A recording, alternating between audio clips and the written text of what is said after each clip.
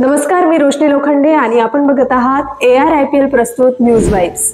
नागपुरात भोसले साम्राज्याचे राजे मुधोजी भोसले यांनी नागपूर रेल्वे स्थानकाला राजे रघुजी महाराज भोसले प्रथम यांचे नाव देण्याची मागणी केली आहे।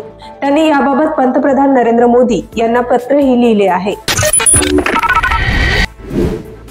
राज्य सरकारने राज्यातील देवस्थानांचे रुपडे पालटण्यासाठी महत्त्वाचे शासन निर्णय प्रस्तुत केले आहेत। त्यात अष्टविनायक मंदिराच्या जीर्णोद्धार आणि विकासासाठी 147 कोटी रुपयांसह कोल्हापूरच्या ज्योतिबा मंदिर आणि तुळजापूरच्या तुळजाभवानी देवी मंदिर विकासासाठी निधीला मंजुरी देण्यात आली आहे।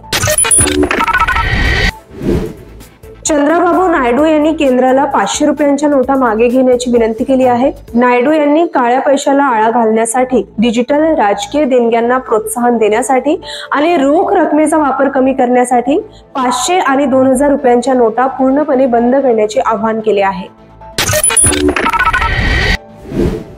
दक्षिण ऑस्ट्रेलियातून लेबर पक्षाच्या तिकिटावर विजयी झालेली शार्लोट वॉकर केवळ 21व्या वर्षी सिनेटर बनली असून ती देशातील सर्वात तरुण महिला खासदार ठरली आहे। शार्लोट यांचा कार्यकाळ 1 जुलै 2025 पासून सुरू होणार आहे। बिग बॉस सीझन 19 यंदा 5 महिने चालणार असून 19 जुलै 2025 रोजी प्रीमियर होण्याची शक्यता आहे। यावेळी सोशल मीडिया इन्फ्लुएन्सर आणि यूट्यूबर्सना प्रवेश नाकारण्यात येणार असून फक्त टीव्ही आणि फिल्म स्टार बिग बॉस मध्ये दिसणार आहे।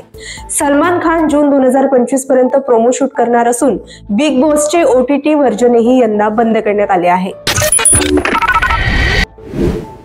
28 मे 2025 रोजी झालेल्या अंतिम सामन्यात चेल्सीने रियल बेटिसचा 4-1 असा पराभव करत सर्व UEFA ट्रॉफी जिंकणारा पहिला युरोपीय क्लब ठरला। एन्झो फर्नांडिस, निकोलस जॅक्सन, जाडन सांचो आणि मोइसेस कैसेडो यांनी दुसऱ्या हाफमध्ये गोल करत चेल्सीला विजय मिळवून दिला आहे।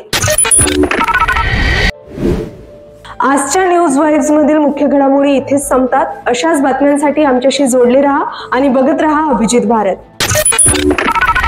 अभिजीत भारत, पहुंचे हर खबर तक।